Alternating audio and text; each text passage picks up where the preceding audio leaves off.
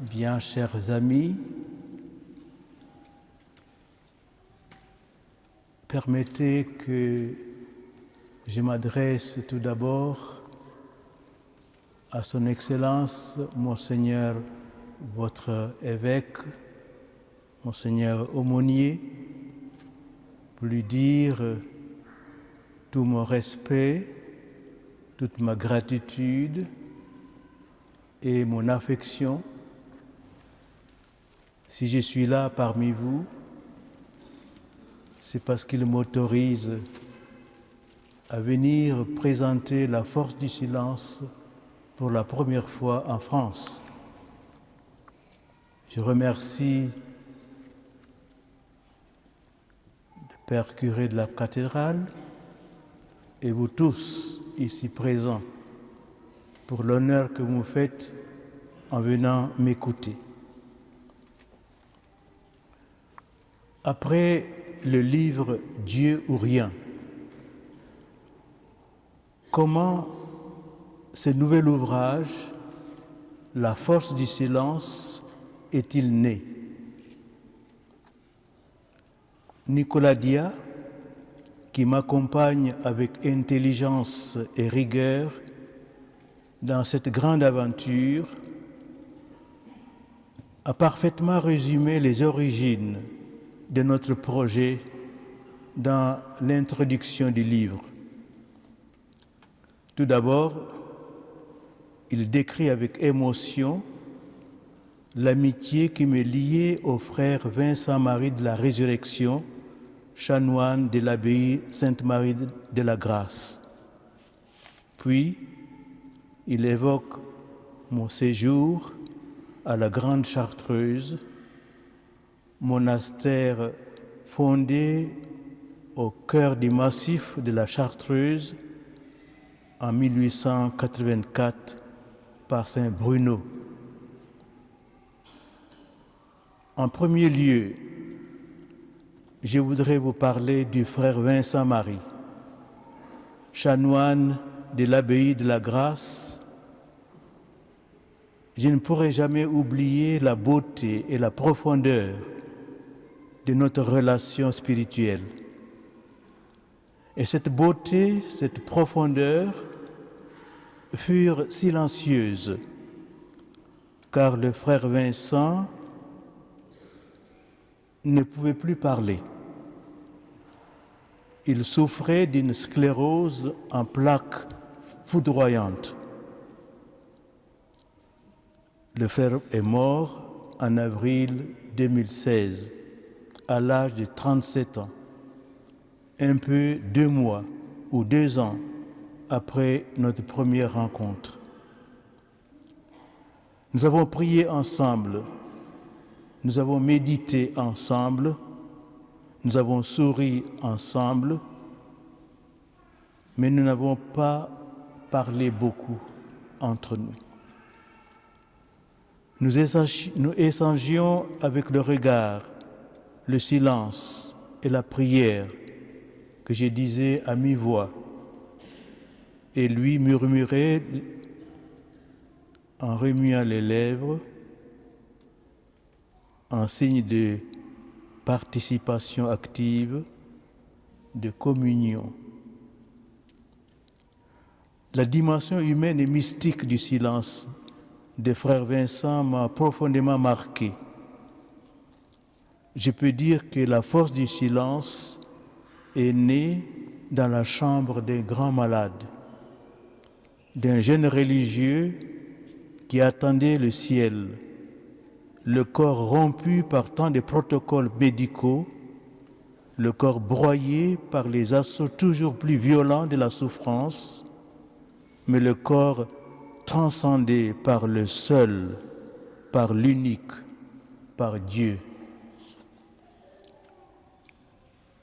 Dans un merveilleux silence, les yeux fatigués du frère Vincent-Marie de la Résurrection rayonnaient la sainteté, la joie, la foi, la charité et la paix. Justement, ce qui m'étonnait et m'émerveillait, c'était la paix, la sérénité et un certain bonheur qui rayonnait sur le visage du frère Vincent, malgré l'énorme et terrible souffrance qui l'écrasait terriblement. C'est seulement la veille de son enterrement, en lisant son carnet intime, que j'ai découvert toute l'énergie spirituelle qui a nourri sa vie intérieure. En effet, dans ces pages, j'ai trouvé une réflexion d'une profondeur exceptionnelle. Voilà ce que François écrivait dans son carnet intime. Je crois que la souffrance a été accordée par Dieu à l'homme dans une grande pensée d'amour et de miséricorde. Je crois que la souffrance est pour l'âme la grande ouvrière de rédemption et de sanctification. À entendre Frère Vincent, j'avais l'impression de lire Sainte Thérèse de l'Enfant Jésus qui écrivait « J'ai trouvé le bonheur et la joie sur la terre, mais uniquement dans la souffrance, car j'ai beaucoup souffert ici-bas. » Pour parvenir à assumer la souffrance et y trouver la joie, la paix et la sérénité, Frère Vincent nous livre son secret. Ce secret, je l'ai découvert dans son carnet intime. Chaque jour, je m'enferme dans un triple château, écrit-il. Le premier château est le cœur très pur de Marie, contre toutes les attaques de l'esprit malin. Le deuxième est le cœur de Jésus, contre toutes les attaques de la chair. Le troisième est le Saint-Sépulcre, où je me cache près de Jésus, contre le monde. Il n'y a aucun doute.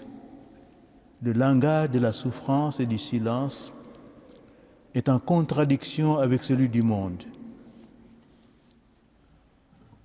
Comme vous pouvez voir, l'abbaye de la Grâce fut donc le premier phare de la force du silence. Il y eut ensuite la Grande Chartreuse. Oui, je remercie Dieu de m'avoir accordé la grâce exceptionnelle d'aller à l'abbaye de la Grande Chartreuse et d'avoir pu avoir le privilège rare de pénétrer au-delà de la clôture en franchissant les hauts murs qui la ceinturent depuis des siècles. Comment ne pas exprimer toute ma gratitude au révérend Père général de l'ordre des Chartreux, don Dismas de Lassus, pour son accueil si chaleureux. Je voudrais aussi lui demander humblement pardon pour cette intrusion et toute la gêne que j'ai pu provoquer durant mon séjour chez lui. La Grande Chartreuse est vraiment la maison de Dieu. De fait, elle nous hisse vers les Très-Hauts et nous dépose face à lui. En ce lieu béni, tout nous est offert pour rencontrer Dieu. La beauté de la nature, la majesté des montagnes qui nous fait penser au mont Sinaï, l'austérité des lieux, le silence, la solitude et la liturgie. Même si j'ai l'habitude de prier la nuit, l'office nocturne de la Grande Chartreuse m'a profondément impressionné. Une prière sans lumière, si ce n'est celle du tabernacle, la tente de la rencontre. L'obscurité était pure. Le silence portait une présence, celle de Dieu. La nuit nous cachait toute réalité extérieure. Elle nous isolait les uns par rapport aux autres, mais elle unissait nos voix et nos louanges. Elle orientait nos cœurs, nos regards et nos pensées pour ne fixer notre attention sur rien d'autre que Dieu.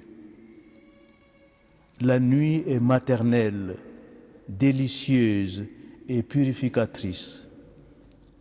L'obscurité est comme une fontaine d'où nous sortons lavés, purifiés et plus intensément unis au Christ et aux autres. Passer une bonne partie de la nuit à prier est régénérateur. Et cela nous fait renaître. Ici, Dieu devient vraiment notre vie, notre force, notre bonheur, notre tout. J'ai toujours éprouvé un grand sentiment d'admiration à l'égard de Saint Bruno. Lui qui a, comme Élie, conduit tant d'âmes à cette montagne de Dieu pour écouter et voir la voix d'un silence subtil et se laisser interpeller par cette voix qui nous dit « Que fais-tu là, Élie ?» Or, pour la première présentation de la force du silence au Centre Saint-Louis des Français de Rome a eu lieu le 6 octobre dernier, c'est-à-dire le jour de la fête liturgique de Saint Bruno, lui qui cherchait Dieu dans le silence et l'austérité de la solitude et qui a écrit « Y a-t-il autre bien que Dieu seul ?» Aussi, l'âme sainte, qui a quelques sentiments de ce bien, de son incomparable éclat, de sa splendeur et de sa beauté, brûle d'éclat céleste et d'amour et s'écrie « J'ai soif du Dieu fort et vivant. Quand irai-je voir la face de Dieu ?» Cette coïncidence providentielle est un signe magnifique de sa bienveillante protection. Je suis donc certain que Saint Bruno conduira vers Dieu tous les lecteurs de ce livre par le sentier austère de la prière et du silence. En effet, le premier langage de Dieu, c'est le silence. En commentant cette riche et belle intuition de Saint Jean de la Croix, Thomas Keating, dans son ouvrage Invitation to Love, écrivait « Tout le reste est une pauvre traduction. Pour entendre ce silence, nous devons apprendre à être silencieux et à nous reposer en Dieu. » De nos jours, il est temps de retrouver l'ordre véritable des priorités. Il est temps de remettre Dieu au centre de nos préoccupations, au centre de nos pensées, au centre de notre agir et de notre vie, à la seule place qu'il doit occuper. Ainsi, notre vie chrétienne pourra graviter autour de ce roc, se structurer dans la lumière de la foi et se nourrir dans la prière, qui est un moment de rencontre silencieuse et intime où l'homme se tient en face de Dieu pour l'adorer et lui exprimer son amour filial. Oui, chers amis, la véritable urgence est ici. Retrouver le sens de Dieu. Or, Dieu notre Père ne se laisse approcher que dans le silence. Ce dont l'Église a le plus besoin aujourd'hui, ce n'est pas d'une réforme administrative, d'un changement structurel, d'un programme pastoral supplémentaire. Le programme existe déjà. C'est celui de toujours, tiré de l'Évangile et de la tradition de l'Église. Il est centré, en dernière analyse, sur le Christ lui-même que nous devons connaître, aimer et imiter pour vivre en lui la vie trinitaire et pour transformer avec lui l'histoire, le monde, jusqu'à son achèvement dans la Jérusalem céleste. En effet, aujourd'hui, les hommes, bien tristement, vivent comme si Dieu n'existait pas. Comme prêtre, et donc comme pasteur, comme évêque et comme cardinal, comme préfet d'un dicastère romain, ma préoccupation principale, ma priorité, c'est de dire que Dieu seul peut combler le cœur de l'homme. Je crois que nous sommes victimes de la superficialité, de l'égoïsme et de l'esprit mondain que propage la société médiatique. Nous nous perdons dans des luttes d'influence, des conflits de personnes, dans un activisme narcissique et vain. Nous nous gonflons d'orgueil, de prétention, et nous sommes prisonniers d'une volonté de puissance incoercible. Ainsi, pour des titres ou des charges professionnelles ou ecclésiastiques, nous acceptons des viles compromissions. Mais tout cela est voué à l'échec. Ces fausses valeurs s'évanouissent et disparaissent comme de la fumée. Dans mon nouveau livre, j'ai donc voulu inviter les chrétiens et tous les hommes de bonne volonté à entrer dans le silence, car, à mon avis, sans le silence, nous demeurons dans une illusion mortifère. En effet, la seule réalité qui mérite notre attention, c'est Dieu lui-même. Et Dieu est silencieux. Il attend notre silence pour se révéler. Un silence contemplatif, adorateur, un silence d'amour. Retrouver le sens du silence est une priorité, une nécessité et une urgence. Le silence est plus important que toute autre œuvre humaine, car il exprime Dieu. La véritable révolution vient du silence. Elle nous conduit vers Dieu et les autres pour nous mettre humblement à leur service. Lorsque le livre est paru, un journaliste m'a demandé pourquoi la notion de silence est si essentielle à mes yeux. Je lui ai répondu que le silence n'est pas une notion. Il est la voie qui permet aux hommes d'aller vers Dieu.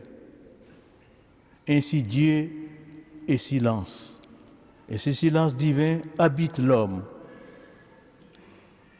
En vivant avec Dieu, le silencieux, et en lui, nous devenons nous-mêmes silencieux.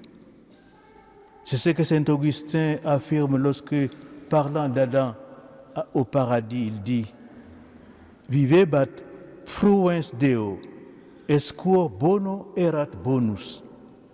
Il vivait dans la joie de Dieu, et par la force de ses biens, il était lui-même bon. Rien ne nous fera mieux découvrir Dieu que ce silence inscrit au cœur de notre être. Je ne crains point d'affirmer qu'être fils de Dieu, c'est être fils du silence. Toutefois, il faut reconnaître que la conquête du silence est un combat et une ascèse. Oui, il faut du courage pour se libérer de tout ce qui alourdit notre vie. Car nous n'aimons rien tant que la facilité, les apparences et les écorces des choses. Emporté vers l'extérieur par son besoin de tout dire, le bavard ne peut qu'être loin de Dieu, incapable de toute activité spirituelle profonde. Au contraire, le silencieux est un homme libre. Les chaînes du monde n'ont pas prise sur lui. Il est vrai aussi qu'aucune dictature ne peut rien contre l'homme silencieux. En effet, nul pouvoir, nulle puissance ne peut ravir à un homme son silence. Je pense avec émotion à mon prédécesseur sur le siège de Conakry, la capitale de mon pays natal, la Guinée, qui s'appelait Monseigneur Raymond-Marie Tshidimbo. Cet évêque est resté en prison pendant 9 ans, persécuté par la dictature de Sékou Touré. On lui avait interdit de rencontrer et de parler à quiconque. Or, le silence imposé par ses bourreaux est devenu le lieu de sa rencontre avec Dieu. En effet, mystérieusement, son cachot est devenu un vrai noviciat et ce réduit misérable, insalubre et sordide lui a permis de comprendre un peu le grand silence du ciel. Son livre, Le noviciat d'un évêque, raconte cette période sinistre et tragique, mais qui, en même temps, a été pour lui une extraordinaire expérience spirituelle et la structuration d'une intense vie de prière. Aujourd'hui, une question brûle forcément nos lèvres. Est-il encore possible de comprendre l'importance du silence dans un monde où le bruit, sous toutes ses formes, ne cesse jamais? Dieu est silence et le diable, lui, est bruyant. Depuis toujours, Satan cherche à masquer ses mensonges sous une agitation trompeuse et sonore. Le chrétien est dans le monde, mais il est nécessaire, il est vital qu'en même temps, il ne soit pas du monde.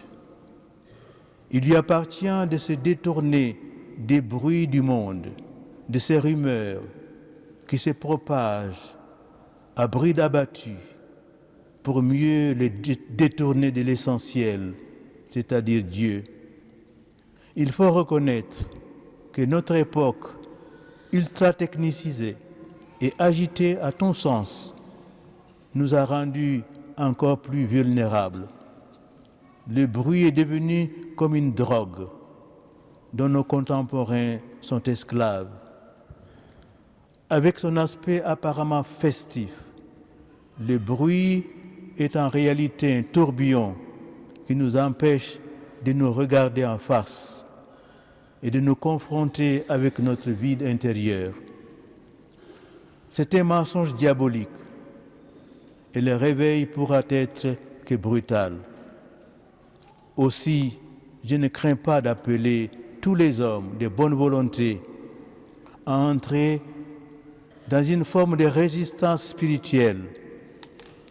En effet, que deviendront les hommes si dans notre monde, il ne peut plus trouver des oasis de silence? Dans les flots agités des paroles insignifiantes et creuses, le fait de se taire peut être considéré comme un aveu de faiblesse ou un signe d'une certaine ignorance. En effet, dans le monde moderne, l'homme silencieux apparaît souvent comme celui qui ne sait pas se défendre. Il est en quelque sorte un sous-homme face au soi-disant homme fort qui écrase et noie l'autre dans les flots de ses discours. L'homme silencieux peut paraître comme étant un homme encombrant ou moins important, un homme de trop. Telle est la raison profonde des crimes abominables qui sont commis chaque jour, du mépris à l'égard des pauvres et des démunis, du déchaînement des violences des hommes de notre temps contre la vie, en particulier contre ces êtres silencieux que sont les enfants qui ne sont pas encore nés, contre les malades et les personnes en fin de vie. Tous ces êtres que l'on méprise ou que l'on massacre sont pourtant les prophètes magnifiques du silence. Avec eux, je ne crains pas d'affirmer que les grands prêtres de la modernité qui ont déclaré la guerre au silence ont déjà perdu la bataille. En effet, nous avons toujours la capacité de rester silencieux, y compris au milieu des plus grands désordres, des agitations abjectes, au milieu des vacarmes et des hurlements de ces machines infernales qui nous entraînent inexorablement à l'activisme, en nous arrachant à la dimension transcendante de notre personne et de toute vie intérieure. Bien entendu, je suis aussi conscient qu'il est difficile de comprendre et d'admettre ce que certains appellent le silence de Dieu face au drame monstrueux et effroyable du mal qui a atteint son paroxysme, notamment dans la Shoah, les goulags et toutes les abominations commises par l'État islamique. Et il ne faut pas craindre d'ajouter à cette liste si dramatique ce terrorisme moral qui provient de l'Occident et qui menace toute l'humanité. On peut parler à ces sujets du mystère d'iniquité qui s'est incrusté au cœur même de notre monde moderne. Déshumaniser et avilir la sexualité en lui ôtant sa nature propre, déstructurer le mariage, démolir la famille, légaliser le meurtre d'un être humain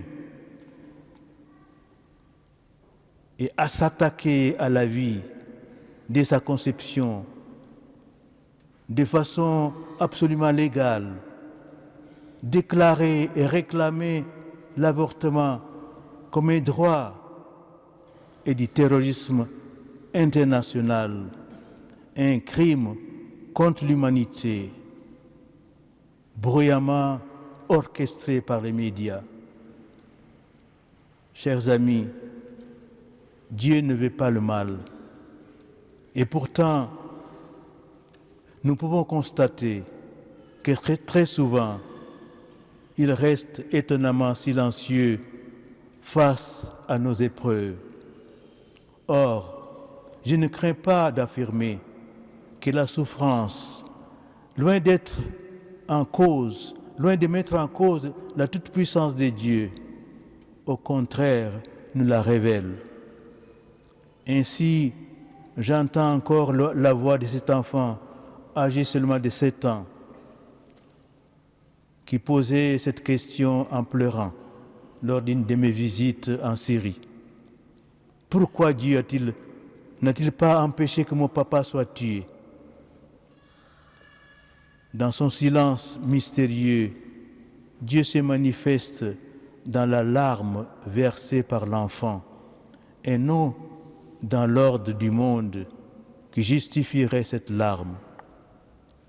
Dieu, à sa manière mystérieuse, qui lui est propre d'être proche de nous, dans nos épreuves. Ainsi, il est intensément présent dans nos angoisses et au cœur de nos souffrances. Sa force se fait silencieuse parce qu'elle révèle son infinie délicatesse et sa tendresse à l'égard de ceux qui souffrent. Je pense que les manifestations extérieures d'empathie ne sont pas nécessairement les meilleures preuves de notre proximité vis-à-vis de celui qui est accablé par la souffrance. En effet, le silence révèle la compassion, la miséricorde de Dieu qui prend part à nos souffrances. Oui, Dieu ne veut pas le mal. Et plus le mal est effroyable et implacable, plus nous découvrons que Dieu, qui est présent à chacun de nous, en est la première victime. La victoire du Christ sur la mort et le péché s'accomplit dans le grand silence de la croix. Dieu manifeste sa toute-puissance dans ce silence qu'aucune barbarie ne pourra jamais profaner. Lorsque je me suis rendu dans des pays qui étaient secoués par des crises très violentes et des épreuves particulièrement tragiques, comme en Syrie, en Libye, à Haïti, dans les Philippines, après les dévastations du typhon Yolanda, et aussi au Japon, du fait de la violence inouïe du séisme en 2011, j'ai constaté que la prière silencieuse est le dernier trésor de ceux qui n'ont plus rien, et le rempart de ce que torture le mal et la souffrance. Le silence est en quelque sorte le dernier camp retranché où nul ne peut entrer.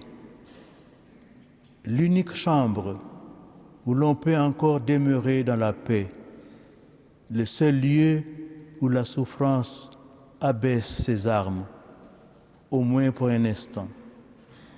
Ainsi, dans la souffrance, n'hésitons pas à nous réfugier dans la forteresse de la prière. C'est alors que devant nos yeux stupéfaits, la puissance des bourreaux perd toute consistance. Même si les criminels peuvent tout détruire avec rage et frénésie, il leur est impossible d'entrer par infraction dans le silence, c'est-à-dire dans le cœur, dans la conscience d'un homme qui prie et s'est blotti en Dieu. Les battements d'un cœur silencieux, l'espérance, la foi et la confiance en Dieu sont indestructibles. Même si à l'intérieur, le monde est semblable à un champ de ruines, à l'intérieur de notre âme, dans le grand silence, Dieu veille. La guerre et ses cortèges d'horreur n'auront jamais raison de Dieu, qui est présent en nous. Devant le mal et le silence de Dieu, il faut toujours prier et crier silencieusement en disant avec foi et amour: je t'ai cherché, ô Jésus. Je t'ai entendu pleurer de joie à la naissance d'un enfant. Je t'ai vu chercher la liberté à travers les barreaux d'une prison. Je suis passé près de toi quand tu quémandais un morceau de pain. Je t'ai entendu hurler de douleur quand tes enfants étaient terrassés par les bombes.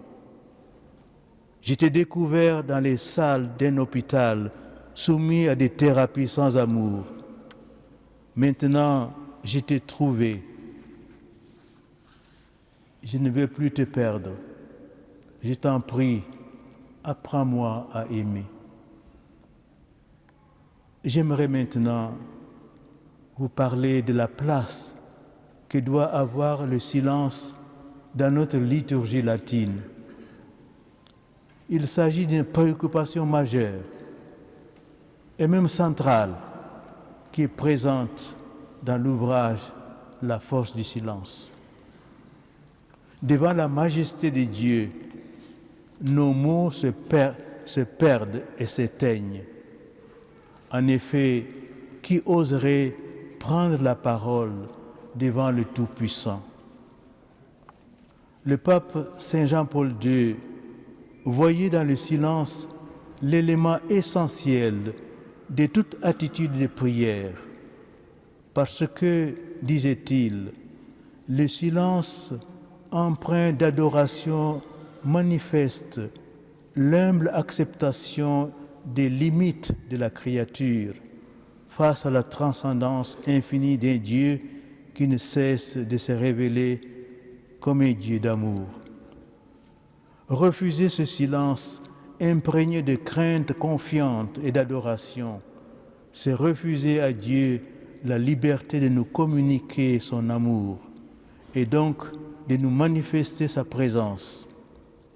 Le silence sacré est donc le lieu où nous pouvons rencontrer Dieu parce que nous venons vers lui avec l'attitude juste de l'homme qui tremble et se tient à distance, tout en espérant et en faisant preuve de confiance. Il importe donc que les prêtres apprennent de nouveau ce que signifie la crainte filiale de Dieu et donc le caractère sacré de leur relation avec Dieu. Ils doivent apprendre de nouveau à trembler de stupeur devant la sainteté de Dieu et prendre conscience de la grâce inouïe de leur sacerdoce. Le silence nous enseigne cette grande règle de la vie spirituelle. La familiarité ne favorise pas l'intimité.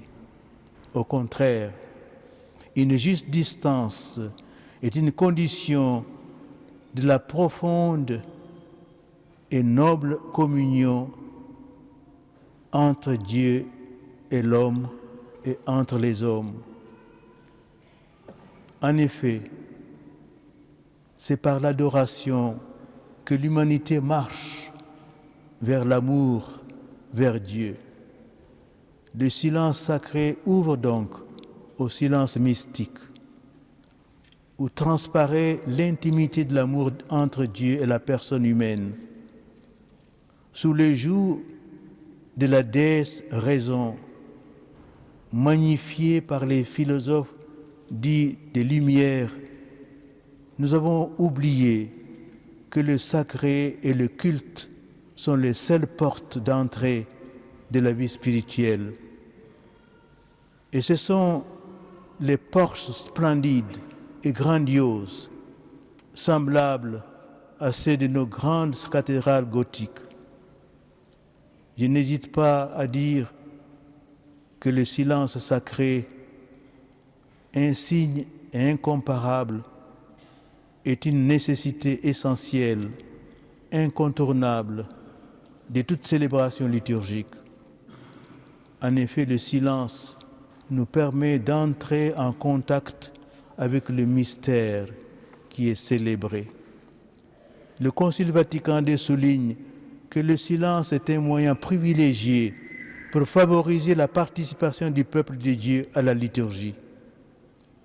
La sollicitude pastorale des pères conciliaires visait à expliquer et à manifester ce qu'est la véritable participation liturgique, c'est-à-dire l'accès au mystère de Dieu.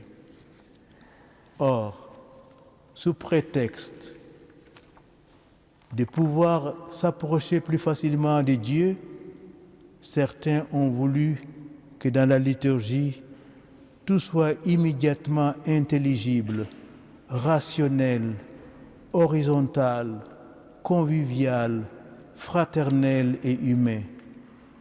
Mais en agissant ainsi, on court le risque de réduire le mystère sacré à de bons sentiments.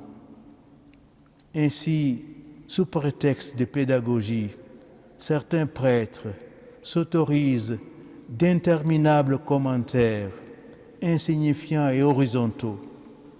Ces pasteurs ont-ils peur que le silence devant le Très-Haut déroute les fidèles? Croient-ils que l'Esprit Saint est incapable d'ouvrir les cœurs au mystère divin et y répandre la lumière de la grâce sanctifiante? Pensent-ils suppléer à la présence, à leurs yeux, trop discrète et inefficace de l'Esprit Saint? Le pape Saint Jean-Paul II nous met en garde. L'homme entre en contact avec la divine présence, surtout en se laissant éduquer à un silence d'adoration. Car au sommet de la connaissance et de l'expérience de Dieu, il y a sa transcendance absolue. Dans la liturgie, le silence sacré est le bien le plus précieux des fidèles, et les clercs ne doivent pas les priver de ces trésors. Le silence est l'étoffe dans laquelle nos liturgies devraient être taillées pour en faire des vêtements rutilants dans la précieuse prière de l'Église. Il faudrait que rien ne vienne rompre l'atmosphère silencieuse qui doit normalement imprégner nos célébrations. Toutefois, pour que la liturgie soit vivifiée par le silence sacré, il ne suffit pas de décréter des moments de silence. En effet, le silence est avant toute chose une attitude de l'âme. Il n'est donc pas une pause entre deux rites. Il est lui-même pleinement un rite. On constate que dans les rites orientaux, contrairement au rite latin, il n'est pas prévu de temps de silence pendant la célébration de la divine liturgie. Il reste qu'il existe aussi et intensément dans ces rites vénérables la dimension apophatique de la prière devant Dieu, lui qui est ineffable, incompréhensible, insaisissable. La divine liturgie constitue en quelque sorte une plongée dans le mystère de Dieu. Elle est célébrée derrière l'iconostase, qui, pour les orientaux, est le voile qui préserve le mystère. Chez nous, les latins, le silence est une iconostase sonore. Le silence est une mystagogie. Il nous permet d'entrer dans le mystère sans le déflorer. Dans la liturgie, le langage des mystères qui sont célébrés est silencieux. Le silence n'occulte pas, au contraire, il révèle en profondeur. Saint Jean-Paul II nous enseigne que le mystère se voile continuellement, se couvre de silence pour éviter qu'à la place de Dieu, on ne construise une idole. J'affirme que de nos jours, le risque est grand pour les chrétiens de sombrer plus ou moins dans l'idolâtrie. En effet, prisonniers de si nombreux discours bruyants, interminables, nous avons tendance à élaborer un culte où notre dimension qui s'adresse à un Dieu fait à notre image est continuellement présent. Comme remarqué le cardinal Daniels, la liturgie occidentale, telle qu'elle est pratiquée, a pour principal défaut d'être trop bruyante, trop bavarde. En Afrique, l'abbé Faustin, prêtre rwandais, disait que la superficialité n'épargne pas la liturgie ou les séances prétendument religieuses, d'où l'on rentre essoufflé et transpirant plutôt que reposé, rempli de ce qu'on a célébré, pour mieux en vivre et en témoigner. Le bruit qui provient du dehors et nos propres tumultes intérieurs nous rendent étrangers à nous-mêmes. Soumis au bruit, l'homme ne peut que sombrer progressivement dans la banalité. Ses propos deviennent superficiels et même creux. Il continue à parler et à parler sans relâche jusqu'à ce qu'il trouve quelque chose à dire. Ces paroles ressemblent alors à une sorte de méli-mélo, composé de blagues plus ou moins de bon goût, insipides ou négatifs, qui provoquent le désarroi, la confusion et même l'hostilité et la vindicte de la plupart de ceux qui l'entendent. Nous sortons donc trop souvent de nos liturgies bruyantes et superficielles sans avoir rencontré Dieu, sans avoir goûté la paix intérieure que le Seigneur nous offre, parce que nous avons passé notre temps à parler et à parler. Le silence pose le problème de la nature profonde de la liturgie. Celle-ci ne peut être que mystique. La liturgie est essentiellement mystique. Aussi longtemps que nous aborderons la liturgie avec un cœur habité par le bruit, elle aura cette apparence superficielle et trop humaine que nous déplorons très souvent. Le silence liturgique est donc une disposition radicale et essentielle qu'il faut respecter. Il est une conversion du cœur. Or, se convertir étymologiquement, c'est se tourner vers Dieu. Il n'y a pas de silence véritable dans le cadre de la liturgie si nous ne sommes pas de tout notre cœur tournés vers le Seigneur. Il faut nous convertir, nous retourner vers le Seigneur pour le regarder, contempler son visage et tomber à ses pieds pour l'adorer. Nous avons un exemple magnifique dans l'Évangile. C'est l'exemple de Sainte Marie-Madeleine. Sainte Marie-Madeleine a pu reconnaître Jésus au matin de Pâques, car elle s'était retournée vers lui.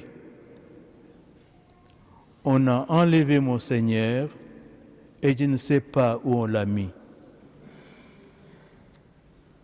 Et la parole suit. Hec cum dixisset, conversa est retrorsum et videt Iesum stentem.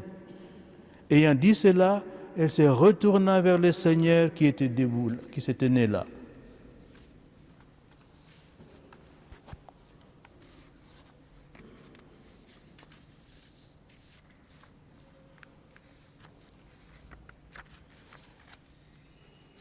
Je voudrais vous épargner de certains passages de mon texte pour éviter toute polémique, mais pour rester dans le sens de la liturgie silencieuse, il faut sans cesse rénover la liturgie pour qu'elle soit toujours plus fidèle à sa nature mystique.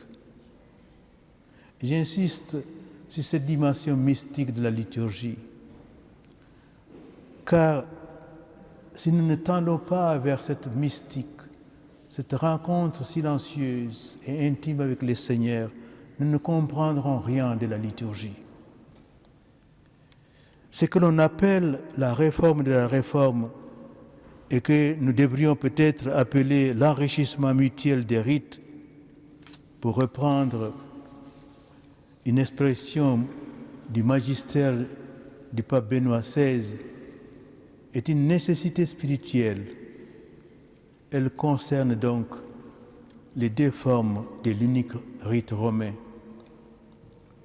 Je refuse que nous perdions notre temps en opposant une liturgie à une autre, où la forme extraordinaire du rite romain du pape Saint Pie V à la forme ordinaire de ce même rite du bienheureux pape Paul VI. Il convient plutôt d'entrer dans le grand silence de la liturgie. Il faut savoir se laisser enrichir par toutes les formes liturgiques latines et orientales. Pourquoi la forme extraordinaire ne s'ouvrirait-elle pas à ce que la forme liturgique issue du Concile Vatican II a produit de meilleur? Pourquoi la forme ordinaire ne pourrait-elle pas retrouver les anciennes prières de l'offertoire, les prières au bas de l'autel, ou un peu de silence dans certaines parties de la prière eucharistique? Il nous faut retrouver l'unicité de l'Église catholique à travers l'unicité des mêmes rites romains. Privée de son âme contemplative, la liturgie n'est qu'une occasion de déchirement et d'affrontement idéologique, d'humiliation publique des faibles parce qu'ils prétendent détenir une autorité, alors qu'elle devrait être le lieu de notre unité et de notre communion dans le Seigneur. Pourquoi nous affronter et nous détester au cœur de la liturgie? Au contraire, la liturgie devrait nous faire parvenir tous ensemble à l'unité de la foi et à la vraie connaissance du Fils de Dieu, à l'état de l'homme parfait, à la plénitude de la stature du Christ. Ainsi, en vivant dans la vérité de l'amour, nous grandirons vraiment dans le Christ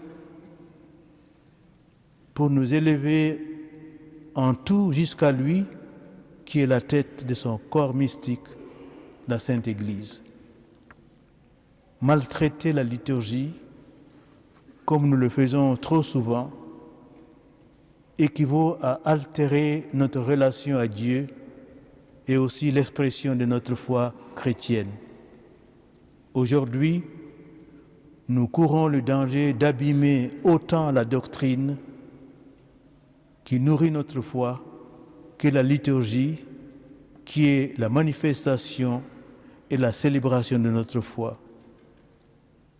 Souvenons-nous à ce propos ce que affirmait le cardinal Charles Journet, je le cite: « La liturgie et la catéchèse sont les deux mâchoires de la tenaille par lesquelles le démon veut arracher la foi au peuple chrétien et s'emparer de l'Église pour la broyer, l'anéantir et la détruire définitivement.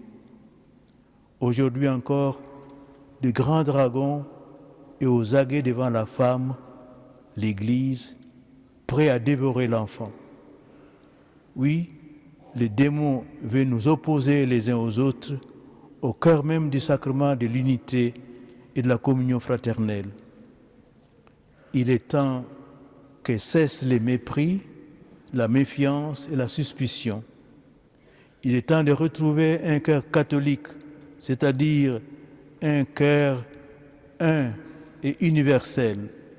Il est temps de retrouver ensemble la beauté de la liturgie, comme le recommande le pape François, car il disait dans l'homélie de la messe chrismale du 28 mars 2013, « La beauté de la liturgie reflète la présence de la gloire de notre Dieu resplendissant en son peuple vivant et consolé. » Et en conclusion, je voudrais faire mémoire d'un grand saint qui n'est pas canonisé, mais des grands théologiens, qui nous a laissé des paroles d'une grande sagesse, des paroles percutantes. Je vais parler de Romano Guardini dans son ouvrage Le Dieu vivant. Romano Guardini dit ceci, et c'est ma conclusion. Les grandes choses s'accomplissent dans le silence, non pas dans le bruit et la mise en scène des événements extérieurs, mais dans la clarté du regard intérieur, dans le mouvement discret de la décision, dans des sacrifices et des victoires cachées, quand l'amour touche le cœur, quand l'action sollicite l'esprit libre. Les puissances silencieuses sont les puissances vraiment fortes. Nous voulons appliquer notre attention à l'événement le plus caché, le plus silencieux, dont les sources secrètes sont perdues en Dieu, inaccessibles au regard humain. Merci de votre attention.